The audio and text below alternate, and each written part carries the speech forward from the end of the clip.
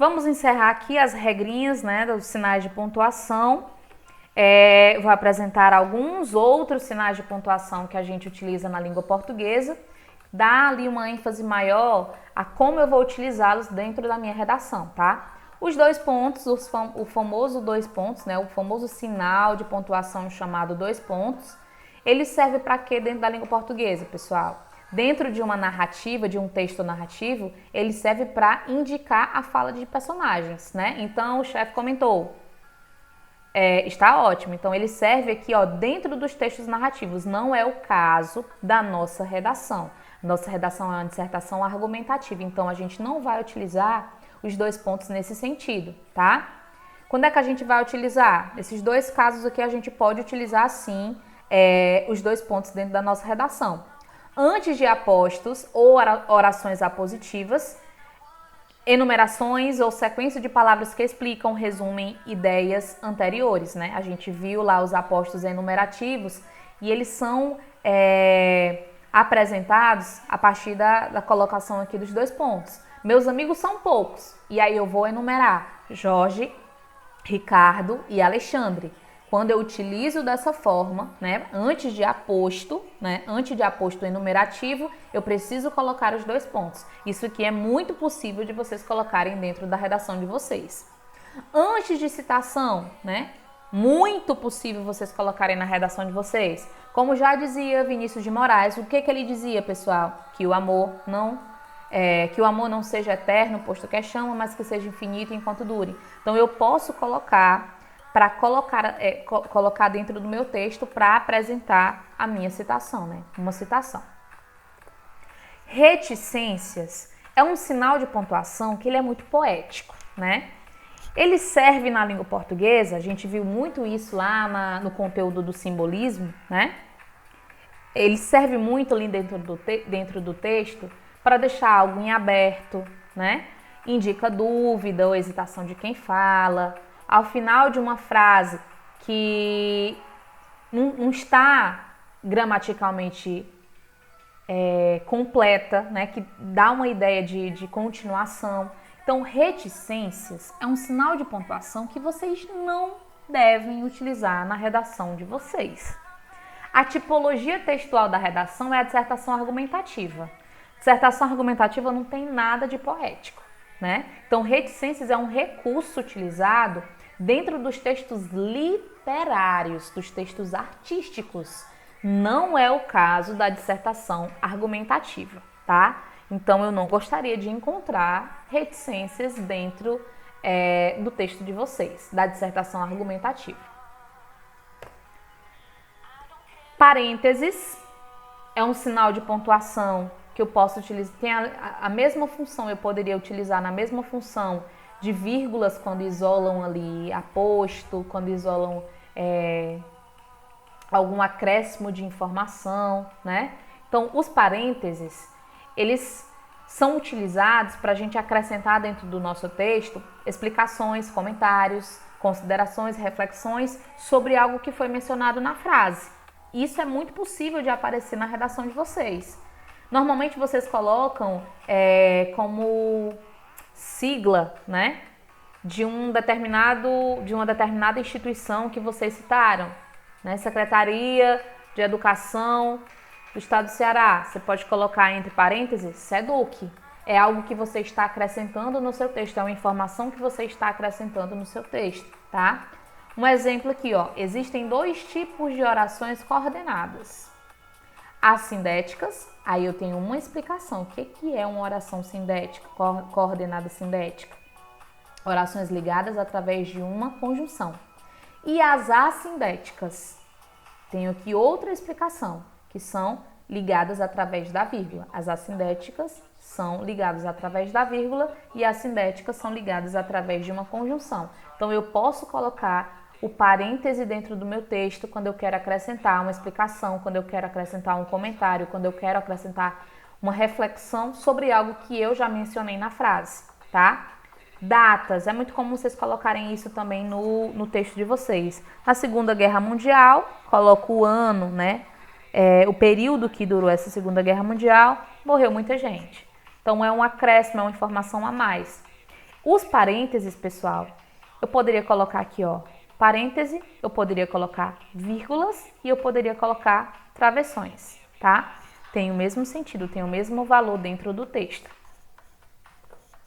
O ponto de exclamação é um sinal de pontuação, assim como as reticências, um sinal de pontuação muito poético, porque o ponto de exclamação, ele marca muito uma questão emocional, né? Sentimental. É após o imperativo, né? Cálice, após interjeição, ufa, ai, nossa.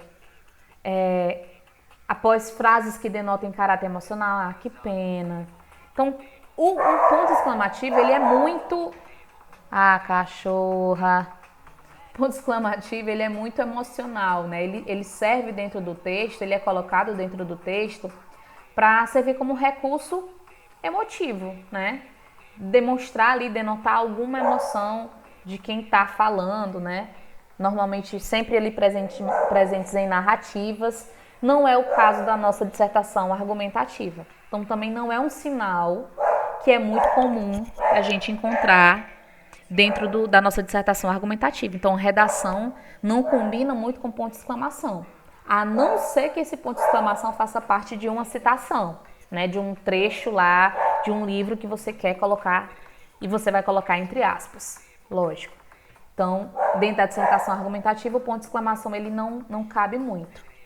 O ponto de interrogação, pelo amor de Deus, eu utilizo o ponto de interrogação quando, Nigrada? Quando eu vou perguntar, né? Quando eu estou fazendo uma pergunta. Ponto e vírgula é um negócio também que você pode utilizar na sua redação, mas se você não domina a regra do ponto e vírgula, amor, não bota, tá? Não bota. Se tu não domina a regra de ponto e vírgula, não coloca dentro do teu texto, dentro da tua redação. Ponto e vírgula eu vou utilizar quando, pessoal, na língua portuguesa? Quando eu vou enumerar itens, tá? Nas leis aqui, ó, é muito comum aparecer, né? Aqui, ó, são penalidades disciplinares. Eu tenho enumeração de itens. Sempre que eu tenho enumeração de itens, eu vou separar aqui, ó, ponto e vírgula, no último, ponto final. Isso aqui vai ser muito necessário para quando vocês estiverem fazendo os trabalhos dos professores, né, da base técnica, na faculdade. Se você precisa fazer um projeto de pesquisa e no projeto de pesquisa quer colocar os objetivos. Objetivo 1, pá, ponto e vírgula. Então serve para enumerar itens, tá? E dentro do texto, professora, quando é que eu utilizo ponto e vírgula?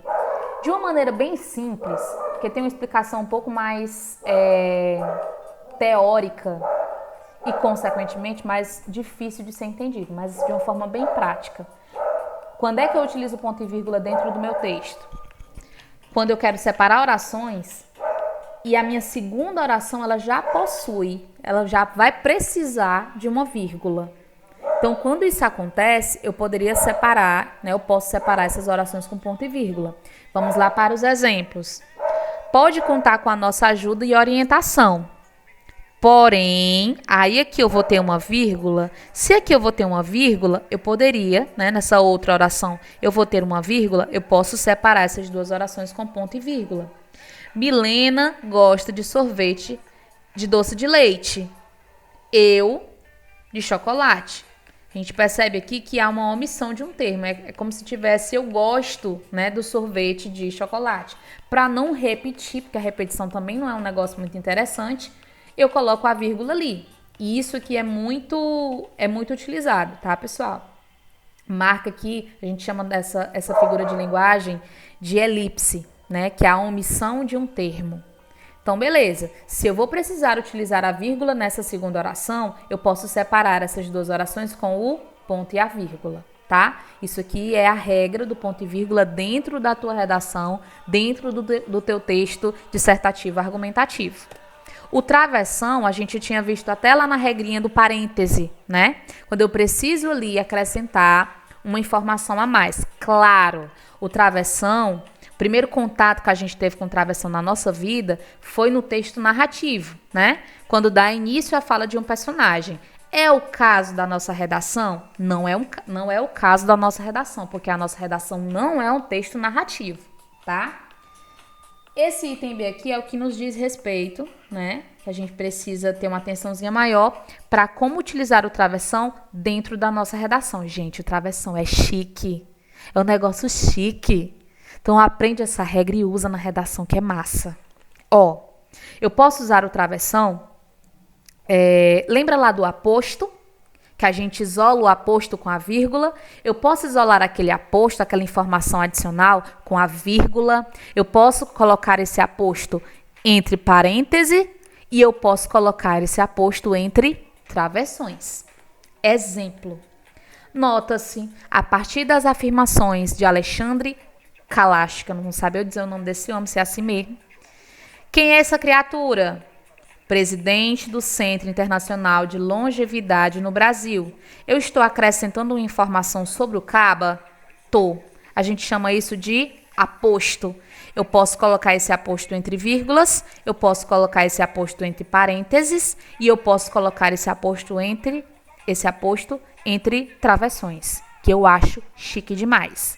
Se tu entendeu isso daqui, amor, começa a colocar, que é massa, na tua redação, tá?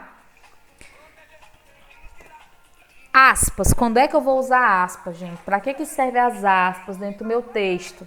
No que diz respeito à tua redaçãozinha, tu vai colocar as aspas quando tu quiser isolar palavras, destacar palavras que fogem da norma culta, tá? Gíria. Não é interessante colocar gíria, mas precisou colocar gíria dentro da tua redação? Coloca entre aspas. Estrangeirismo são palavras estrangeiras que a gente utiliza no nosso vocabulário aqui no Brasil. Se precisa colocar, coloca entre aspas. Palavrões não, tá? Isso aqui é num texto mais literário. Tu quer colocar, tu coloca, mas na redação, não, pelo amor de Deus, tá? Não coloca palavrão. Neologismo, que é uma palavra nova, isso aqui também diz respeito aos textos literários. Normalmente em textos literários os autores costumam criar palavras novas. Arcaísmos, né, que são palavras utilizadas antigamente que hoje já não são mais utilizadas. Ou expressões populares. Coloco lá entre as aspas. Exemplo, você poderia colocar na sua redação. Esses jovens marginalizados e de certa forma esquecidos pelas autoridades acabam se envolvendo com o mundo do crime. O mundo do crime é uma expressão popular, que se tu não coloca entre aspas, o corretor pode simplesmente avaliar isso como uma marca de informalidade, que tu tá colocando algo informal dentro do teu texto. E a redação, ela precisa estar de acordo com a norma culta, com a linguagem formal. Então, se tu não coloca entre aspas, aqui as aspas é como se tu tivesse só assim, ó, mostrando pro corretor, ei, corretor, vou colocar aqui, ó, mas eu sei que é informal. Mesma coisa tu mostrar pro corretor que tu sabe que isso aqui é informal, tá? Então, se vai precisar colocar ali um termo, uma expressão popular, uma informalidade, coloca entre aspas pro corretor saber que tu sabe que isso aí não faz parte da norma culta. E eu posso colocar as aspas também, utilizar as aspas dentro do meu texto quando eu for citar alguma coisa, né? Quando eu for apresentar uma citação.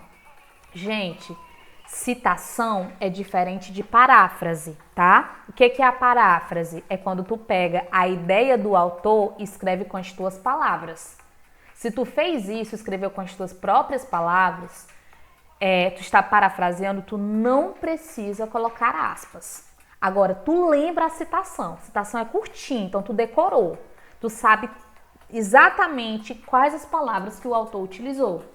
Isso é uma citação. Se é uma citação, se tu vai colocar as palavras, a ideia do autor com as palavras que ele utilizou, tu vai precisar colocar entre aspas, tá? Isso aqui é dica de redação, viu, gente? Dica importante. E assim, nossa aula acaba aqui. Acho que eu consegui apresentar para vocês. Tentei pelo menos apresentar de uma forma rápida essas regrinhas dos sinais de pontuação dentro da língua portuguesa. Um foco maior, pessoal, para esses sinais de pontuação que vocês utilizam dentro da redação, tá? Que inclusive são os sinais de pontuação mais cobrados nas provas de concurso público. Tá? Quando a gente vai fazer um concurso e no concurso público é cobrado ali o seu conhecimento em regras de pontuação, é a vírgula que ele vai te cobrar, é o ponto final que ele vai te cobrar, tá? Esses sinais de pontuação são os mais cobrados pelas bancas de concurso público também. Então é isso, espero que vocês tenham gostado da aula. Eu tô aqui dando a aula, olhando para os meus quadros, a minha TV, o meu ventilador e a minha cachorra que não para de latir. Eu espero que eu tenha conseguido ser clara. Qualquer dúvida, estamos no WhatsApp. Beijo!